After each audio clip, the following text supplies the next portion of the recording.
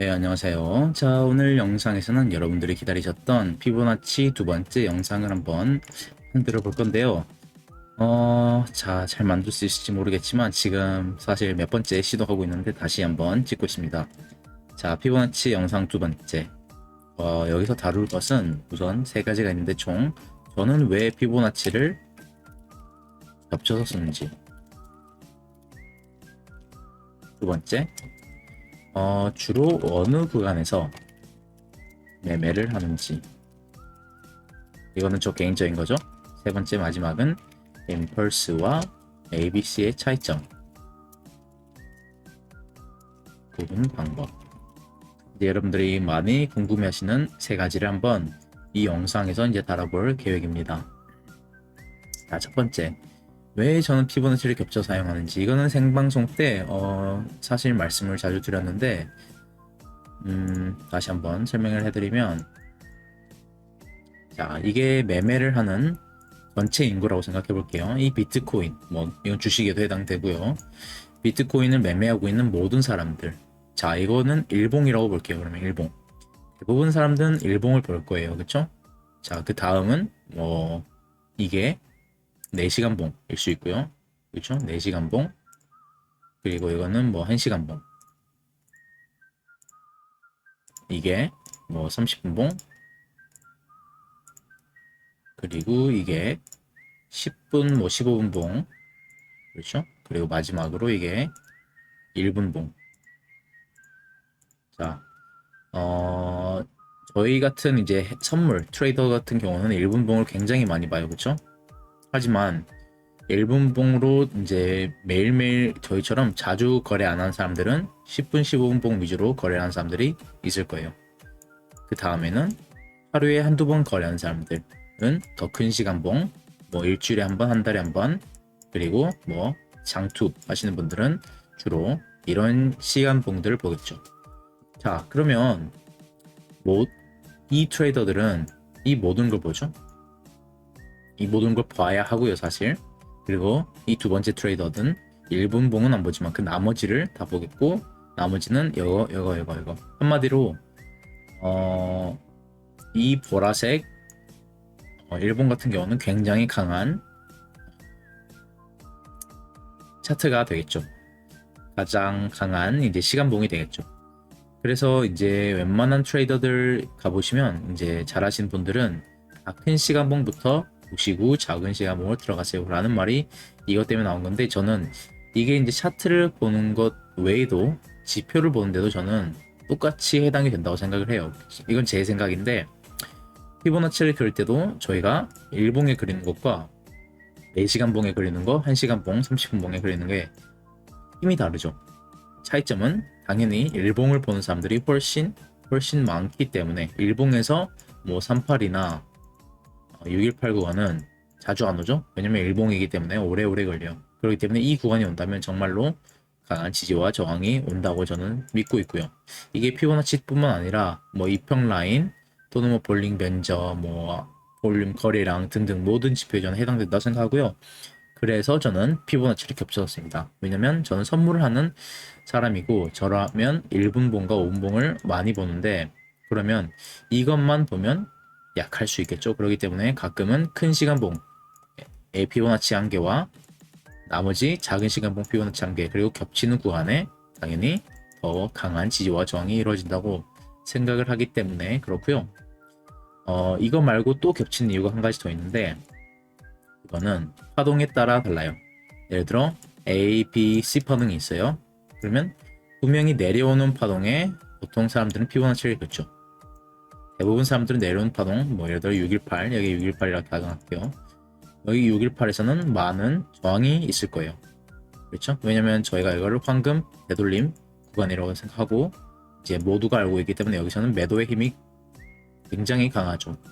그렇기 때문에 여기서는 숏이 또 나쁘지 않은 경우인데, 예를 들어 여기서 A, B, C 파동 가는데 A 파동에 대한 피보나치 확장을 주로 쓰시는 사람들은 여기가 또 겹치는 경우가 굉장히 많아요. 뭐 예를 들어 1.618 또는 2와 2.123 이렇게 두 가지가 있는데, 만약에 둘 중에 하나가 겹치는데 그것이 또 618이다, 내려온 파동에. 그러면 당연히 더해서 이 피보나치를 본 사람과 이 피보나치 구간을 본 사람이 합쳐지는 구간이겠죠. 그래서 이게 비록 정확하게 바로 두 개가 겹쳐지지 않아도 1분봉, 5분봉으로 봤을 때 굉장히 근처에 있으면 이 구간 안에서는 지지와 저항이 이루어질 수 있다라는 것을 저는 생각하고 그렇게 매매를 합니다. 자, 이렇게 말씀드리면 이제 이해가 좀 가셨는지 모르겠지만 네. 이래서 저는 피보나치를 겹쳤고요. 두 번째는 제가 주로 어느 구간에서 매매를 즐겨하는지 우선 알려드릴게요. 여러분들이 궁금해 하실 수 있기 때문에 저는 주로 3파동과 주로 C파동의 매매를 즐겨 하는 편이죠. 뭐 예를 들어서 제가 그래서 이제 복합 조정 나올 때 굉장히 좋아하고요. 조정파동 나올 때도 특히 좋아하죠. 이런 구간도 되게 좋아해요. 이렇게 더블 바텀 찍고 올라가는 구간은 C파동인데요. 웬만해서는 이런 모양이면 웬만해서는 A, B, C라고 생각하시면 되고, 그러면 피보나치를 A파동에 긋고, 그쵸? A파동에 긋고 되돌림을 주로 저는 618에서 한번 TP를 가져가고 나머지는 2와 113까지 쭉 가져가고 여기서 숏으로 스위칭하는 걸 즐겨가죠. 그러면 다음 파동까지도 다음 파동이 어떤 파동인지 몰라도 심지어 몰라도 매매를 할 수 있고 수익이 나는 구간이라고 저는 생각해요. 하지만 저는 개인적으로 B파동에서는 매매를 안 하고 예를 들어 4파동에서 5파동 가는 거 매매를 안 하는데 이 이유는 B파동에서는 불규칙이 많이 나와요. A, B, C파동 이렇게 있으면 B파동에서는 되돌림이 0.5까지 올 수도 있고 618, 7, 786, 뭐 아니면 100% 또는 113, 127, 138 이렇게까지도 갈 수 있어요. 그렇죠? 그렇기 때문에 B파동에서는 주로 매매를 안 하고요. B파동이 나오고 C파동이 확정될 때 주로 매매를 하는 경향이 있죠. 이걸 어떻게 알아요? B파동이 어떻게 끝난 줄 아세요? 주로 추세선을 이렇게 그으시면 이 추세선 안에서 놀다가 빠지는 경우가 있어요. 이럴 때 보통 C파동이 시작됐고 그러면 카운팅을 시작하는 거죠. 그럼 여기가 끝이었고 여기가 1, 2, 3파동으로 내려갈 확률이 높겠구나 라고 할 때 이제 거래량 터지는 거 보면서 매매를 하죠. 3파동 또한 똑같습니다. 여러분들이 이제 자 A, B, C, A, B, C 같은 경우는 종류가 두 가지가 있죠. 5, 3, 5와 3, 3, 5가 있죠. 자, 5, 3, 5의 경우는 C파동이 확장이 여러분들이 이제 아시겠지만 1.13에서 1.382까지 주로 많이 가요. 3, 3, 5 같은 경우는 조금 다른데 3, 3, 5 같은 경우는 플랫이냐 아니면 뭐 불규칙이냐 이런 거 등등등 따라 다른데 만약에 플랫이나 그냥 일반적인 거면 저는 주로 어디까지 보냐면 1.618에서 2와 213까지 주로 보는 경우가 있죠. 하지만 불규칙이면 당연히 다르고요. 좀 더 짧게 끝나죠. 하지만 불규칙이 아니고 그냥 일반 335일 경우에는 213까지도 많이 가는 모습이 생방송이나 뭐 제가 주로 매매해서 이제 알려드린 구간이죠. 자, 그러면 여기서 이제 질문이 나오죠. 그러면 임펄스와 ABC 파동을 어떻게 구분이 가능할까요? 초보자분들은 여기 굉장히 힘드실 거예요. 왜냐하면 1, 2, 3과 A, B, C까지 여기까지는 굉장히 비슷하고 뭐 되돌림을 주더라도 추후 여기에서 상방으로 바뀌고 2, 3파동의 고점을 뚫을지 아니면 추가적으로 하방이 있을지 이 모르는 구간이거든요. 그렇기 때문에 이게 굉장히 힘든 건데 차이점을 우선 간단하게 가장 중요한 차이점만 말씀드리면 A, B, C 파동, C파동 같은 경우에는 C파동 같은 경우에는 확장 플랫을 봤을 때 확장 피보나치 구간을 봤을 때 최대가 주로 2에서 213이에요. 그쵸? 그렇기 때문에 여기에서 저항이 오든 뭐 1.618에서 저항이 오든 그 전에서 저항이 오든 그러면 ABC로 끝났을 경우가 굉장히 많고요. 이제 3파동, 1, 2, 3파동 임펄스일 경우는 최소값이 1.618이에요. 차이가 다르죠? ABC는 최소값이 아니라 최대값이에요. 최대값이 주로 1.618 또는 2는 경우가 많지만 임펄스의 경우는 최소값이 1.618 한마디로 2와 213을 넘는 경우가 굉장히 많아요. 그렇죠? 그러면 2과 213이 넘었고 2.618까지 간 다음에 되돌림을 줬네. 그러면 여기서 날 수 있죠. 그러면 이게 4파동의 가능성이 높고 5파동으로 한 번 더 전 고점을 깨고 올라갈 수 있겠구나. 그리고 거리량도 굉장히 중요한데요. 임펄스일 경우에는 이런 식으로 움직이죠. 자, 3회 3파동과 3파동에서는 주로 거리량이 터지는 경우가 굉장히 많아요.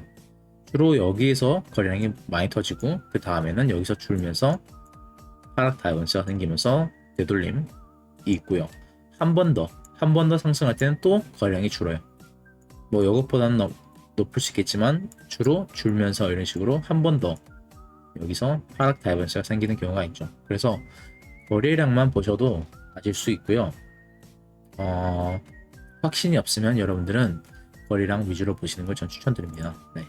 만약에 새로운 고점이 갱신이 되는데 거래량이 줄었네. 그리고 RSI도 보니까 다이번스가 떴네. 아마도 이제 RSI는 안 보셔도 되는데 다이번스가 웬만하면 떠요. 이런 식이면. 자, 그러면 이제 여기에서는 알 수 있겠죠. 임펄스가 나왔구나. ABC가 아닌. 그러면 되돌림이 여기서는 크게 이겠구나. ABC 파동으로. 그러면 이 룰을 또 여기로 적용시키면 되는 거예요. 자, 이 ABC 파동 또한 3, 4 보면 ABC, ABC, 1, 2, 3, 4, 5 있죠? 그러면 이 ABC 파동에서 또 C 파동을 드실 수 있고 이 ABC 파동에서도 C 파동을 드실 수 있는 거죠. 그리고 임펄스를 먹을 수 있고 이것도 C 파동, C 파동, C 파동. C 파동이 굉장히 많이 출현하기 때문에 ABC 파동이면 이 큰 거 하나밖에 먹을 수 없구나 라고 생각하시면 안 되고 여기에서 ABC 파동에서 C 파동, ABC 파동에서 C 파동 그리고 임펄스도 C 파동이죠. 이걸 다 들 수 있는 거죠. 그렇기 때문에 저는 주로 이런 곳에서 매매를 하고요. 임펄스 같은 경우에는 첫 번째가 예쁘게 임펄스가 나오고 두 번째 되돌림 주고 제가 생각한 구간에서 만약에 올라간다. 여기도 ABC이기 때문에 제가 생각하는 구간이 있겠죠. 그러면 여기서는 롱을 타는 경우가 많죠. 네. 그리고 TP는 뭐 아시다시피 최소값이 여기이기 때문에 1.618에서 첫 번째 TP, 두 번째는 뭐 나머지 보면서 파동 카운팅 하면서 이제 익절을 하고요. 이렇게 보시면 될 것 같아요. 저는 그래서 이런 식으로 매매를 하고요. 제가 다 다뤘는지 모르겠는데 제 영상이 도움이 됐으면 좋겠습니다.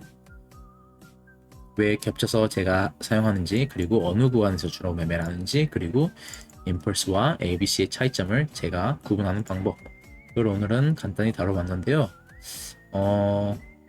네, 이것만 간단하게 마스터 하셔도 저는 웬만하면 손실을 안 나고 꾸준하게 소액으로도 이렇게 스노볼처럼 굴릴 수 있다고 저는 생각을 합니다. 여러분들이 당연히 그러려면 공부를 좀 더 하셔야 되고요. 엘리어트 파동도 뭐 공부하시면 좋고요. 정말로 중요한 건 추세선. 이 추세선을 그리시는 연습을 하셔야 돼요. 이렇게 추세선 그리시는 연습을 하시고 이게 뭐 예를 들어 임펄스가 되려면 뭐 예를 들어 1, 2, 3, 4, 5파동이구나. 이런 식으로 보셔야 되고요. 또는 추세선을 다르게 그렸다면 이렇게 그렸다면 그렇죠? 좀 다르죠? 뭐 이런 식으로 3파동이 여기였고 4파동이 나오고 있구나. 이런 식으로 볼 수도 있고요. 1, 2, 3, 4, 5 1, 2, 3, 4, 5 1, 2, 3, 4, 5 1, 2, 3, 4, 5 이런 식으로 임펄스가 쪼개지면서 이건 3파동일 가능성이 높겠구나. 그러면 피보나치를 그어보시고 어디까지 갔는지 보시면 되죠. 여기서 끝났고 2.3 여기서도 저항을 많이 줬는데 추가적으로 상방이 있었고 거래량이 줄었고 하락 다이번스 생겼고 그러면 여기에 3의 5파동일 수 있고 여기에 5파동일 가능성도 있죠. 네, 거래량인데 너무 터졌어요 여기서. 그래서 저는 이걸 3파동으로 봤는데 그냥 피보나치로 봤을 때는 그리고 추세선으로 봤을 때는 이게 5파동일 가능성도 충분히 있죠. 네, 충분히 있기 때문에 그렇게 보시면 될 것 같고요. 네, 이렇게 저는 매매를 하기 때문에 이 지식이 여러분들에게 도움이 됐으면 좋겠습니다. 그리고 다른 시간봉을 가보시면 큰 시간봉 거래량이 여기가 아니라 여기가 더 컸었죠. 큰 시간봉 같은 경우는 이게 5파동일 가능성도 있다, 이렇게 보시면 더 좋고요. 그러면 이게 5파동이면 이게 4파동이냐 2파동이냐 차이점은 다르죠.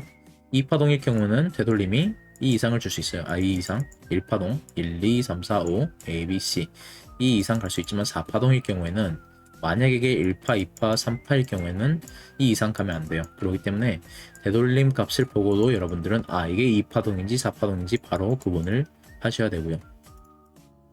네, 이 정도면 될 것 같네요. 네, 오늘도 좋은 하루 보내시고 안전 매매하시고 다음 방송에서 뵙도록 하겠습니다.